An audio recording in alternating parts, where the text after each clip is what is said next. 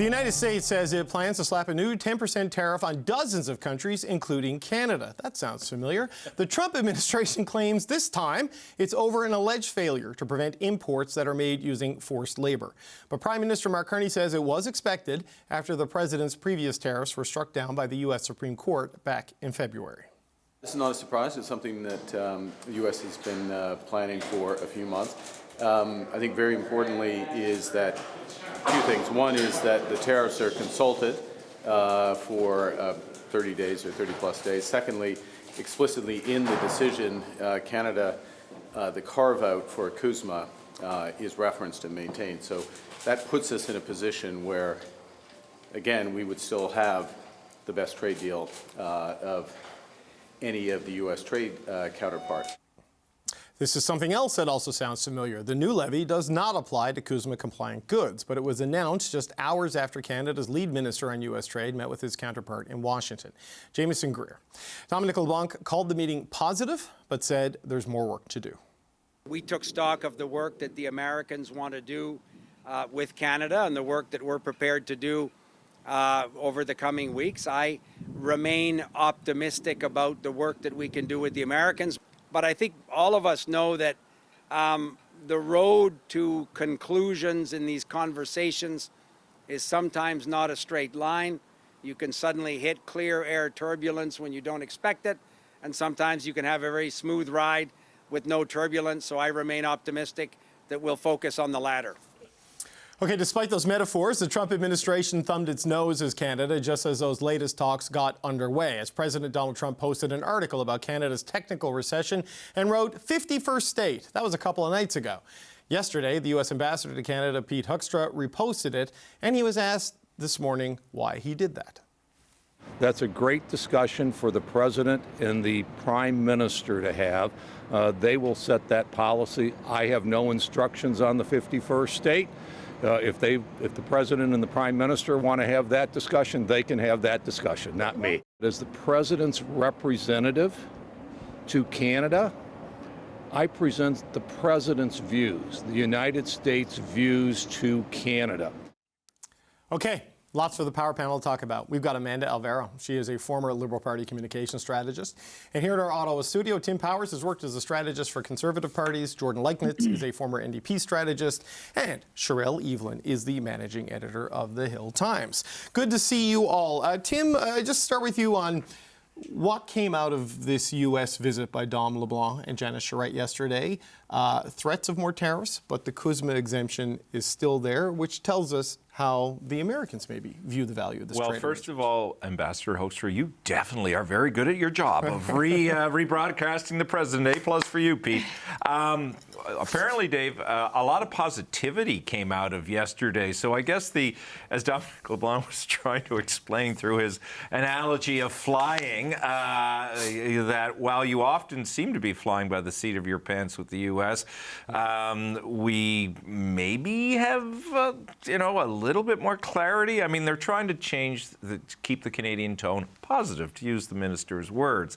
I guess positive now is only the occasional reference to the 51st state and the odd tariff being dropped. Maybe in a strange, perverse way, that is some sort of success. But for people in the auto manufacturing sector, I think they're going to want to see a little bit more, and people elsewhere. I mean, it's just so hard to figure out where Canada actually is. And the minister is wise enough, it seems, if they are making any progress, to obfuscate as best he can before the president takes a shot at all of that. But it's cold comfort, probably, to many Canadians who are still suffering under the U.S. tariffs. Yeah, and Jordan, I think part of the reason we get more metaphor than answer. There was one point yesterday when Dom LeBlanc said, just because you hit turbulence doesn't mean you take off your seatbelt and kick in the door of the cockpit. I'm like, no, that gets you thrown off the plane, buddy. They did promise him they wouldn't be talking about it because Trump was really frustrated with the Chrystia Freeland press conference dynamic the first round around. But you don't hear Jamieson Greer doing 51st state stuff. That's different people doing that. So it's possible there was a positive meeting at that one. What's your sense of where it all stands? Well, maybe, but I think unfortunately to continue the airplane metaphor, a lot of optimism is going to be required to get liftoff in that process, because it begins and ends on Trump's desk, and he continues to be the X factor in these negotiations. And so, notwithstanding Jameson Greer's position, ultimately it's going to be Trump who's going to be making a determination about how these negotiations move forward. And the fact that he continues to tweet and to talk about 51st state is not very encouraging. We're now a year in since the election, and I think if you'd asked most Canadians a year ago whether they thought there would have been some progress by now, they would have thought that there would be some. And I think the Prime Minister is actually having not the greatest week on this. We saw last week he went to New York, he made a very specific case, pitched in language that was made to be very appealing to the U.S. administration. He talked about how Canada could help make America great again. So efforts are clearly being made to engage with the Americans, and we're repaid with, yet again, more tariffs. Yeah, Amanda, how do you view it, right? Because the Prime Minister's speech, you read it from start to finish, you can kind of pick up on the argument. The Make America Great Again line is the one that really stood out for people who didn't read the whole speech. But he did spell out areas like autos, critical minerals, energy and aluminum that they could work together on. LeBlanc said yesterday they put proposals on the table about specific things. Yeah. Likely that. Yeah. I don't know. What are your thoughts on where things stand? Well, and LeBlanc was obviously really, really careful with his language, despite all of the airplane metaphors. And I thought, in this world of like unpredictable tariffs and threats that come out of nowhere or everywhere, and a lot of hyperbole, like boring diplomacy is starting to look pretty valuable, right? I think that, what did I take from it? Using words like positive, maybe good. I don't think anyone should take that as quote unquote easy. I think that, this is like, these still feel like early days, despite the fact that we're a year in, but it's not stalled. The talks are happening. And I think that does indicate some progress. As long as we're talking, we're moving. So I think that the biggest takeaways from yesterday were that we're heading in a direction that may or may not get us to our final destination, because you never know what Trump is going to throw at us. But as long as we're at the table, as long as we're presenting proposals, defending Canadian interests, acting like a serious government, they're doing what I think Canadians want them to be doing. Sherelle, the other thing that jumped out at me yesterday was Janice Charette was there, and she was asked, when are we going to get the formal talks like Mexico?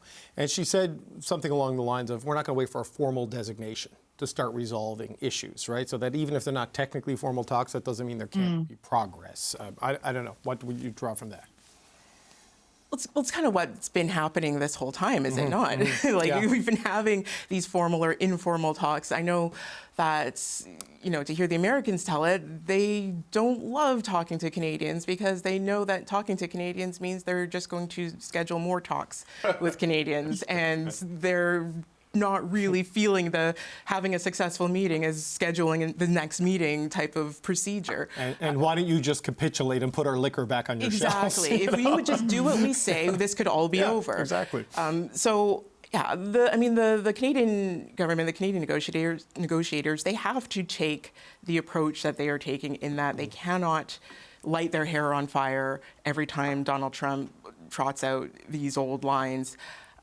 But it does fall into a bit of a pattern of the Canadians can't say anything about anything that the United States does for the sake of these talks, whether it's potential violations of international law, whether it's the United States' own human rights abuses against their own citizens, all these things. So they all kind of get lumped together for the sake of, well, we want to keep the relationship going, we're deeply integrated. Yes, it matters to the livelihoods of thousands, if not millions, of Canadians that we have this relationship. But where do you draw the line when you know that, this plane isn't going to land where you think it's supposed to be? Yeah, I want to commend all four of you for getting plane references into this thing, picking up on the LeBlanc thing. But look, Sherelle, you led me to where I want to take this conversation next, because the federal government has made another decision, maybe to remove a U.S. trade irritant from the list, because last month, The CRTC, Canada's broadcast regulator, tripled the tax that streaming companies pay towards Canadian content. And now the feds are asking the CRTC to go back to the drawing board and rethink that decision. Have a listen. It's no secret to anyone that's been paying any attention to this that the USTR has identified these issues as a trade issue. It would be disingenuous to suggest that this is the single issue. Is that another concession to the U.S.? It is another step to reinforce affordability for Canadians. This is not the time to raise the cost for Canadians. When the CRTC takes decisions, as they did last summer, with respect to telecom and telecom sharing on broadband, which helped to lower costs for Canadians, we're very much in support. But this is not the time to make Canadians pay another $50 a year. So, Sherelle, I'm old enough to remember when the Liberals were arguing that this wouldn't necessarily be a tax passed on to the Liberals, because that was last week. And now this week, they're going against one of the core intentions of Bill C-11, to make these tech companies pay more in the interest of affordability, but also seemingly in the interest of better relations with the President of the United States of America. Yeah, funny how that works out. The one thing that I'm not, and maybe you had the answer to this, and I missed it in the conversation with Minister Miller. Would the pushback against the CRTC decision and the ask for the review, would it have come had they not gone with the 15% number as opposed to sticking with the initial 5% order? I do wonder if, because look, streamers don't need a reason to raise prices. They've been doing it for years and years and years. My Netflix isn't $8 a month anymore. No, exactly. Right? And it's the Canadian ones, it's the American ones, it's all of them. So to say that, well, we're going to pass, the people are passing the price, the rate increases on, Canadians are going to have to pay more. This is all true. It kind of gives them a little bit of a loophole, a backdoor, a way out to say that this is due to Canadian laws and practices, I suppose. But yeah, it does lend itself to that idea of what are we going to give up, what's on the table. Back at the beginning of the year when there was that big media producers conference, and that's media as in TV and film producers conference, not journalists. They were cheering the idea of the Online Streaming Act. The producers of Heated Rivalry. They really wanted to see it continue, saying, "Hey, this is something that exists in other countries. This is something that's good for the industry." But at the same time, the people who were at that conference, they didn't have a lot of faith that this was something that they were going to see carried forward, simply because, Marc Miller, he's not at that negotiating table. As much as people want to say that there's red lines around Canadian culture, there's red lines around these things, they know that if push comes to shove, the people who are going to go to bat for it aren't necessarily there to protect it. Right, and Tim, it's obviously there's trade concerns on anything to do with any of the big companies inside the United States right now, and these tech companies are a big reason the stock market's doing so well in the U.S. and all of these things.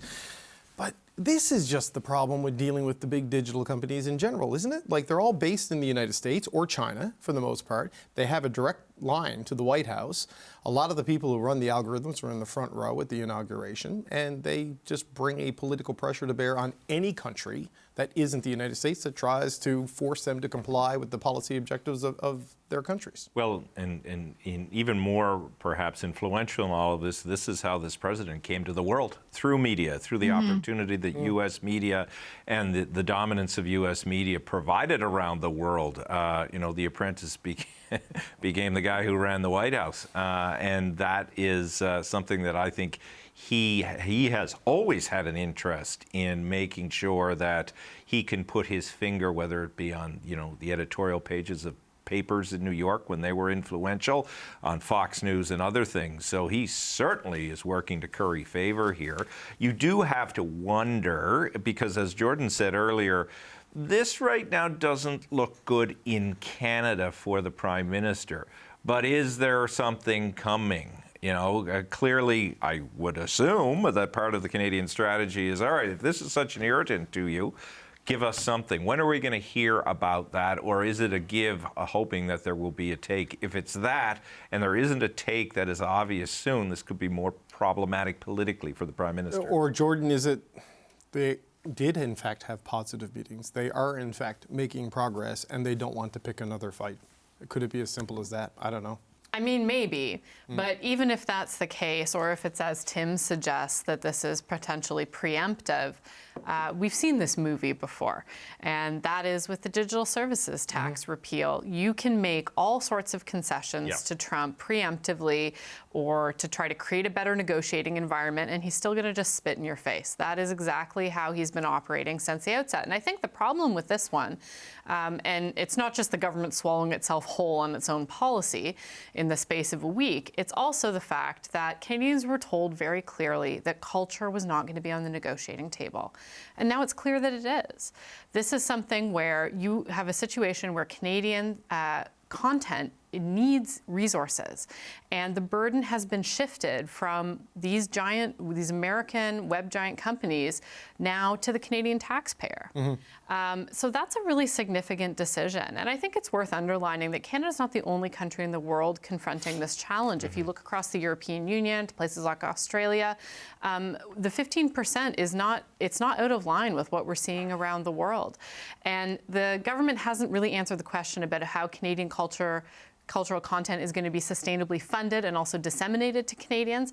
And I think we're further away from that today now than we were last week. And on top of that, I think Canadian cultural industry should be worried that this means that they are very much in play in the negotiations. Yeah, I mean, Amanda Jordan points out correctly that it's $600 million a year from the government now that's going to offset this. So they have moved it from the market disruptor and the revenue taker to the taxpayer. I mean, will Canadians buy that that's an affordability decision when it's Canadians who are all indirectly replacing that cost? Well, this one I find particularly tough personally, because I think, there's obviously broad support for Canadian content and wanting more Canadian content and for it to be accessible. And I think that it's such a challenging argument to get around. At the same time, when you have a policy that risks raising costs for Canadians during an affordability crisis, which is what most people are calling it, and it has the backdrop of adding pressure to an already sensitive negotiation between Canada and the US, I think it's important that the government at least takes a second look. So, it's not about winning a regulatory argument. It's about making sure that there's as much Canadian content as possible without raising costs. I think Marc Miller's job now is to kind of explain to Canadians, all right, there's three things that I'm worried about right now. I'm worried about the content. I'm worried about raising costs. I'm worried about the broader affordability issue and how this will affect our negotiation at the negotiating table with the US. Those are important considerations, and it's prudent for them to be thinking about all of them. It's just a challenging argument to make on the back of a policy that they've been promoting for the last while. So, I think this one is a little risky for the government.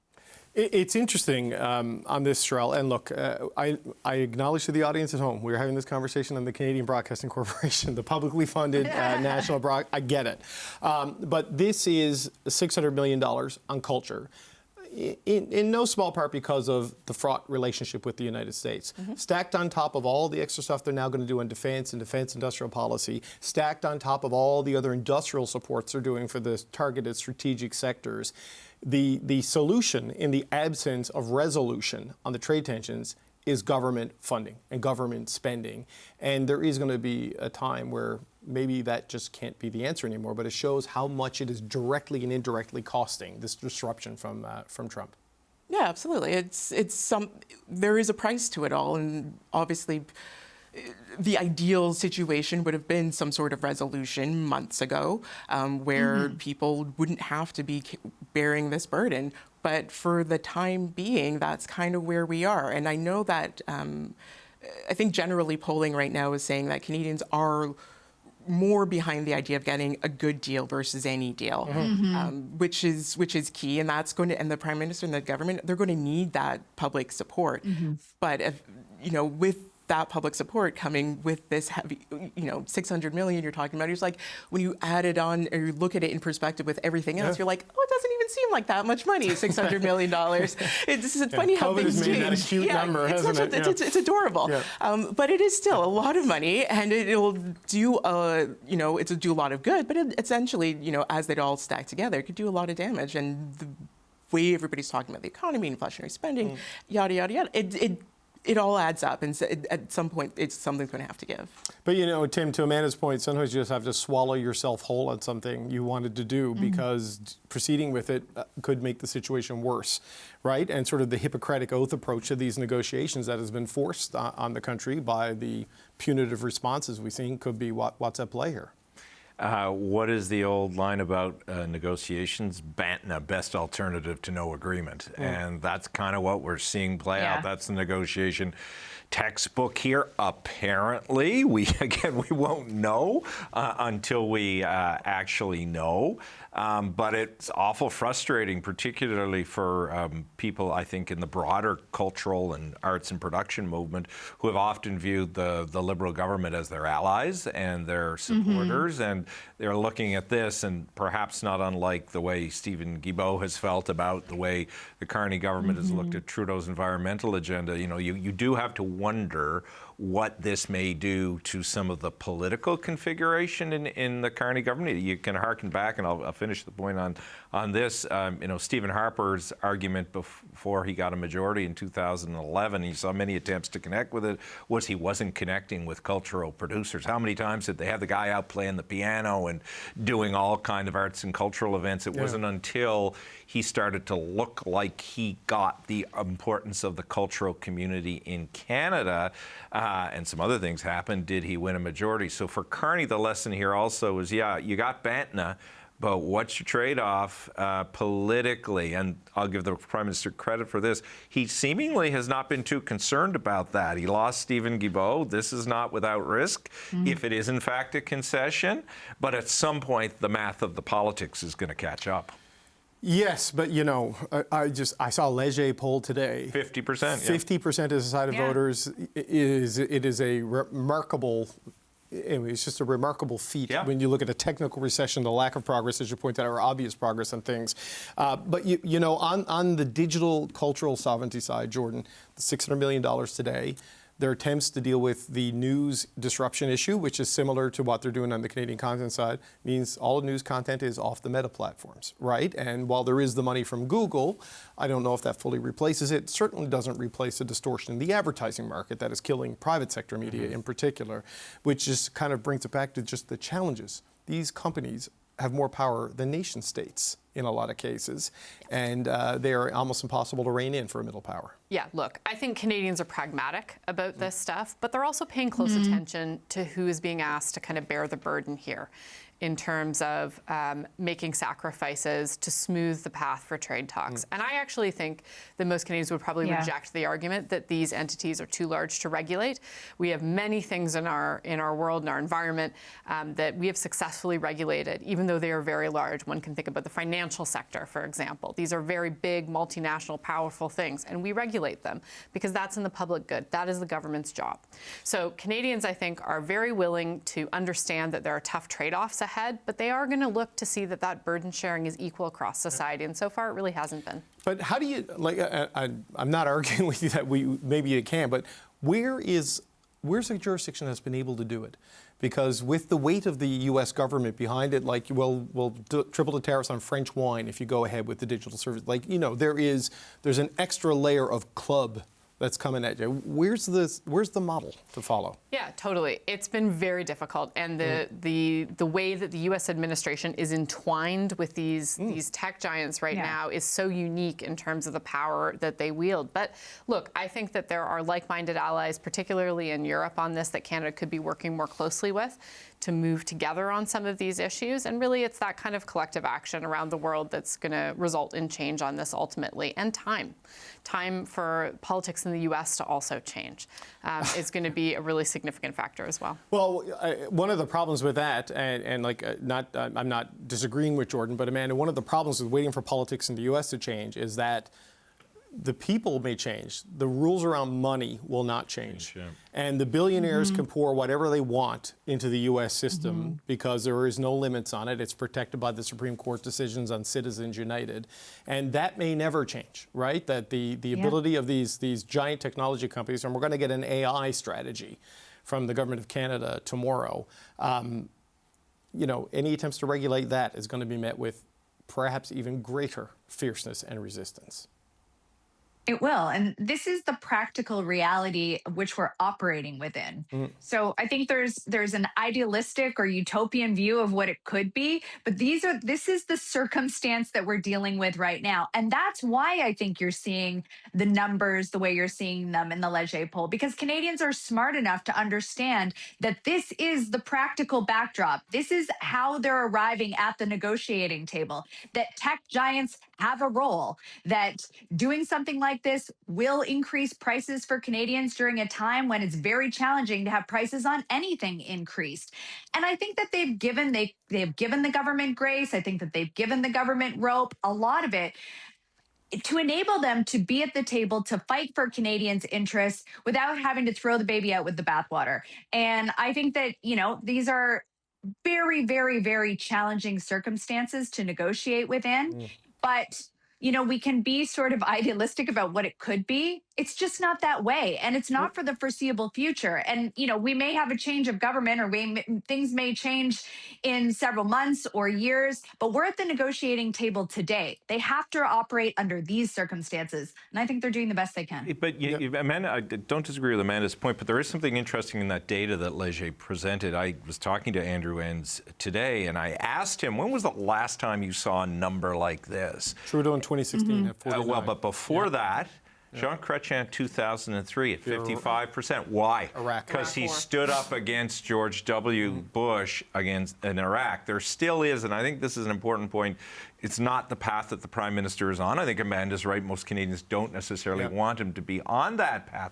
However, I do think there's still an audience out there that if the government were to change its position again and said, we're not going to take this U.S., it would be met in some degree with support, because we have seen proof of that. Yeah, and Cheryl, I'm not trying to be idealistic. I'm also not trying to be nihilistic, right? But a part of me is starting to wonder if the NAFTA negotiations, CUSMA, whatever you want to call it, is kind of the prologue for these larger societal conversation about how do we deal with these digital oligarchs who are taking over everything with the shield of the United States wrapped around them? That's as a final point, let's just drop that bomb onto the table. Because if you can't even tax them on equal terms with Canadian broadcasters, how can you ever rein it in? Yeah, I think it comes back to what Jordan was saying earlier about working collaboratively with allies. And that's not something that we've really seen happen. Every time somebody says, hey, let's get together on this, somebody splinters off, somebody says, you know what, we got to look out for our own. I mean, there was a moment, back in January after Mark Carney gave his speech in Davos, everybody was like, yeah, us middle powers, we can do something, we can link arms. We haven't really seen it happen. There's a lot of discussions, there's a lot of negotiations, there's a lot of, hey, yes to, rah, rah. But that element of collaboration, from the moment that those tariffs first landed, what seems like 100 years ago, I guess it was only last year, where Canada was reaching out, trying to reach out across the aisle, looking for support. Nobody was giving it until they started to also be affected. Right. But we still haven't seen a real coalescing of powers to come together and push back. And I think that's really what it's going to take. Okay, that's got to be the last word because we're out of time, but I just want to let you know Ambassador Pete Huckster has tweeted saying today's announcement to review the CRTC's online streaming tax decision is welcome. American firms want to invest in Canada's creative sector, and a fair, non-burdensome framework makes that possible. So don't cut your Disney Plus just yet for affordability or political reasons. Got to leave it there. Amanda Alvaro, Cheryl Evelyn, Tim Powers, and Jordan Leichnitz. Minister Dominic LeBlanc says this is another sign that talks with the U.S. are unfrozen, just as that key July 1st deadline in the CUSMA review approaches. William Pellerin is an international trade lawyer with Macmillan LLP here in Ottawa. William Pellerin, good to see you. Thanks for coming back on the show. My pleasure being here. Okay, so after all we heard from Dominic LeBlanc and Janice Charette yesterday, where do you think things stand in the trade process with the United States right now? I think it's probably, one step forward, one step back in this case. So we've made some progress. We're presenting proposals. And at the same time, the U.S. seems perhaps receptive to that. And then a few hours later, the U.S. drops the announcement that additional tariffs will apply on Canada through another legal mechanism. So lots happening here. It almost looks like we're playing a bit of whack-a-mole if you're the government of Canada. Trying to make some progress. Okay, one step forward, one step back means you're in the same spot, right? Which is kind of the problem with this whole thing. But the new tariffs you talked about, these are the tariffs over forced labor, right? That's right. So there is a CUSMA exemption in that. So it's yet another one of these big tariff announcements from the United States that doesn't apply in a meaningful way to Canada. Am I understanding that correctly? How do you view the significance of this? I think that's right. Ultimately, we get a bit of a reprieve for those goods where we can prove that the content of that product is really North American. I think there's a lot of people, 10% of our goods still can't meet that type of proof or that standard.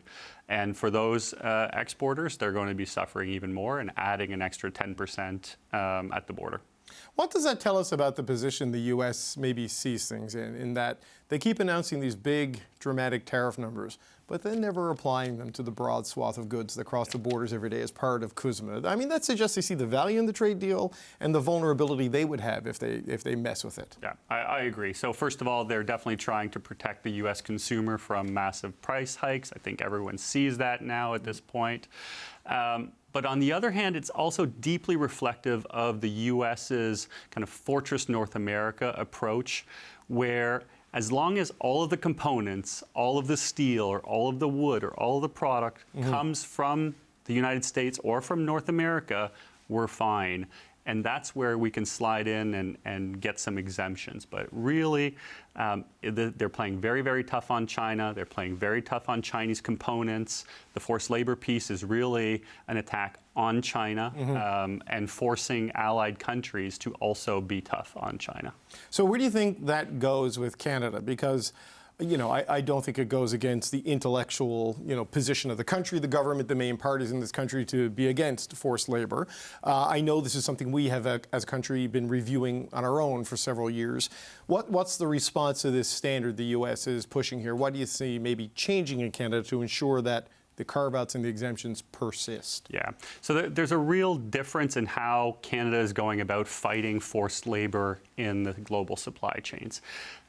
No one's okay with forced labor in supply chains. None of our clients, the big multinationals, no one's okay with it. We're all trying to get rid of it. But it's it's difficult, it's complex, because ultimately, when goods arrive at the border here in Canada, they're not stamped made with forced labor or made with child labor. A t-shirt looks like a t-shirt, a solar panel looks like a solar panel, right? What the U.S. has done is take a very broad sledgehammer approach to this issue. And what they say is, all goods from the Xinjiang region of province of China are automatically deemed to be made of forced labor unless the importer can prove the contrary. Right. You have to prove that the goods are not made of forced labor. A reverse onus standard. Exactly. Canada doesn't have that. And so when CBSA, the Canada Border Services Agency, sees a product at the border, they might suspect, they might, want to stop it, but ultimately they don't really have those broad tools to make the importer prove that it is not made of forced labor. And so that's the difference, and that's why we haven't been, as a country, very good at enforcing at the border.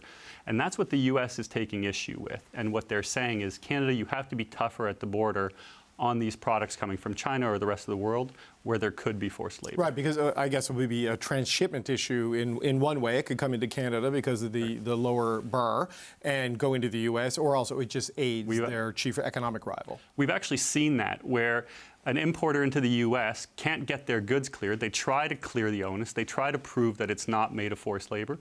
Doesn't work. And they say, well, okay, fine, I'm going to export it out. I'll bring it to Canada. And that's what the U.S. is getting quite upset about. Okay, so a shift to a reverse onus in Canada might be the solution there. It's a blunt tool, but it looks like that's what the U.S. wants Canada to do. Okay, also we heard from Dominic LeBlanc that there were detailed technical discussions on Monday between Janice Charette and either Jameson Greer or officials in his office. And they put concrete proposals on the table, he said, on North American issues and on bilateral issues. Do we have any sense of what that could mean? Because it's a very processy explanation of progress without a lot of specific details. That's right. It, right. And the government has been very clear politically. We're not going to negotiate in public. We're not going to tell you what we're negotiating. We're not going to tell you what our approach is. From discussions I've had with clients and roundtables with government negotiators, we've certainly seen a lot of proposals around things like rules of origin, whether it be on the auto side or wood product side or elsewhere. I think there is a lot of proposals that probably have to do with, hey, we're willing to amend and put more requirements for North American content in our goods.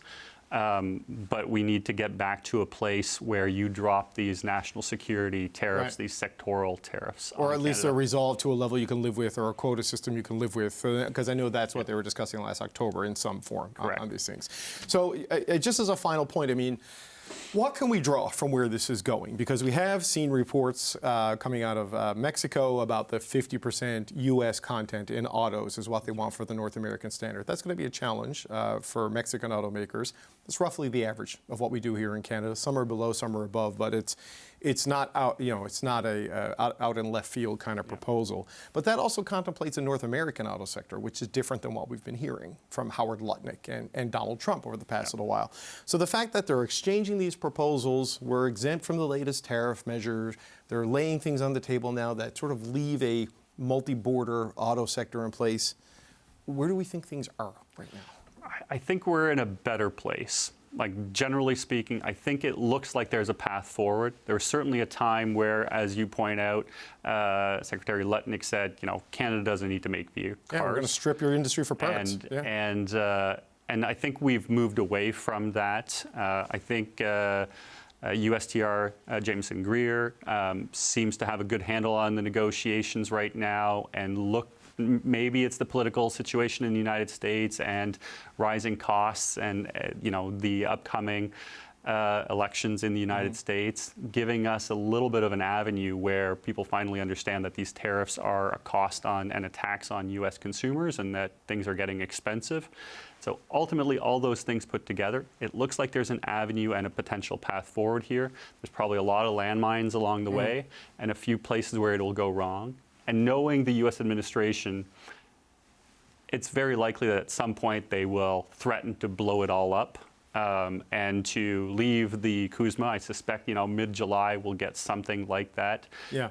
But nonetheless, I think there is kind of a path forward. Well, one of the landmines might have been the CRTC decision. We've seen that sent back to the CRTC by the government, just like the digital service tax was dropped. I mean, I don't know if this is seen as another concession, but is that just not putting another irritant into the mix at this point in time? What do you think? I think that's right. I mean, I think the government would have been very disappointed by the timing of that CRTC decision just before the July 1st kind of semi-deadline on CUSMA review. I think it probably is best to punt that forward and get it off the table so that we can get to a place where we get those tariffs drawn back. William Pellerin, international trade lawyer with Macmillan LLP. Thank you for your time today. My pleasure. Thank you.